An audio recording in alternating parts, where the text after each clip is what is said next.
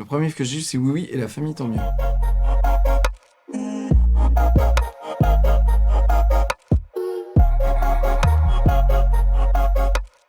Mais en fait, moi j'ai toujours été un gros lecteur depuis tout petit. Les premiers livres qui m'ont marqué, c'est La Bibliothèque Rose. C'est Le Club des 5, mais je crois que c'est Oui Oui. Le premier livre que j'ai lu, c'est Oui Oui et la famille tant mieux.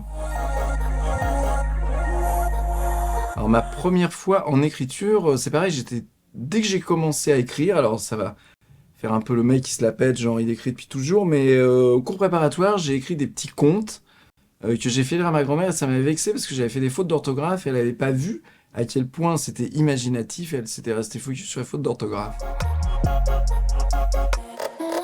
J'écris au clavier parce que j'aime pas mon écriture, par contre je note toujours, j'ai un beau stylo, je citerai pas la marque si c'est un Parker, et j'adore écrire avec ce stylo et je prends des notes, mais par contre j'écris à l'ordinateur.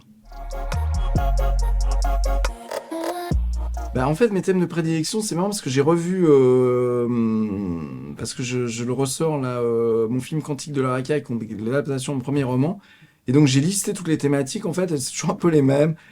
Il y a le sexe, la mort, l'attirance pour la perdition, la drogue, la réussite, enfin, à vrai dire, j'essaie d'explorer tous les thèmes. Je trouve que le récit et l'écriture, c'est un moyen. Pour moi, ça a été une fenêtre inouïe sur tous les sujets du monde, quoi, et donc tous les sujets qui me tiennent à cœur. Donc je peux pas dire que j'ai vraiment des thèmes de prédilection, tout m'intéresse.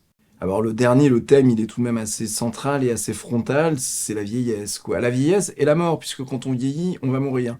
En général, ça va un peu de pair. Je pense que mon dernier livre, c'est une autofiction un peu menteuse. Donc, puisqu'on ne sait pas si c'est vrai, c'est faux, il y a des trucs qui sont vrais, qui sont faux, un peu comme toujours. Et pour le caractériser en termes de genre, je pense qu'il en ressort, d'après les lecteurs et d'après ce que le sentiment que j'ai avant l'écrivain, c'est plutôt qu'il est drôle. Ce que représente l'écriture pour moi, c'est un vaste sujet, donc je crois qu'on n'aurait pas le temps de le développer ici.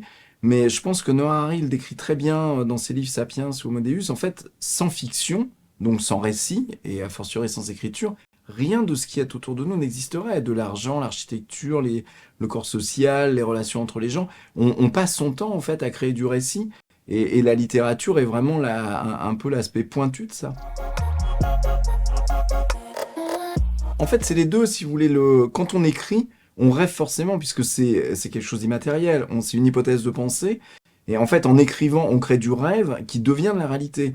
Et après, on redécrit cette réalité qu'on retransforme en rêve. Donc en fait, il y a des vases communicants constants entre les deux.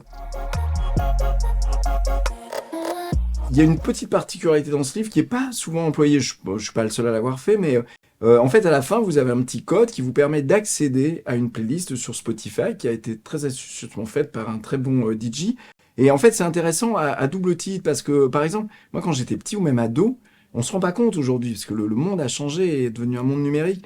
Mais par exemple, acheter un disque, on n'achetait pas tous les disques. On achetait un disque, un 33 tours et puis un autre. Mais on n'avait pas le spectre complet de la musicologie de l'époque, quoi. Ça n'existait pas. Tandis que maintenant, grâce à Spotify, vous avez tout. Donc là, en fait, j'ai reconstitué la discothèque idéale que j'aurais dû avoir, alors que j'ai eu partiellement. Il y a beaucoup de tubes. Ça reprend, en fait, tout ce qu'a écouté un pauvre vieux de 60 ans aujourd'hui, donc tout le rock, en fait, grosso modo, mais additionné même avec des titres que je ne connaissais pas à l'époque où j'aurais dû les écouter.